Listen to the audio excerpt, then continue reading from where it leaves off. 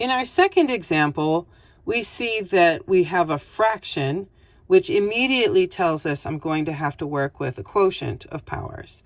But on the denominator of this fraction, there are two variables, both of them having to be the letter v, but we've got v to the 7th power and v to the 3rd power.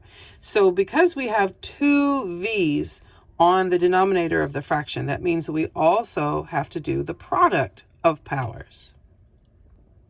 When I'm working with a problem like this, I usually look at, hey, is it the numerator or the denominator that has more than one term in it? And that's where I start.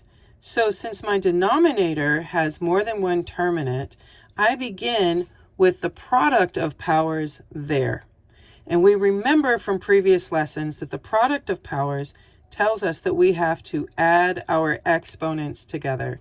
So we result with v to the 6th power on the numerator divided by v to the 10th power on the denominator.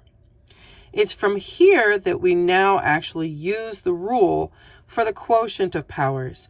So with the quotient of powers, we remember that you take the exponent from the numerator minus the exponent on the denominator.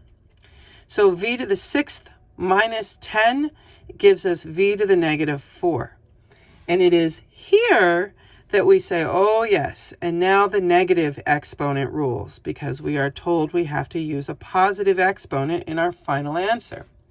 So from that, we invert our base, so we have 1 over v to the positive 4th power, and there you go.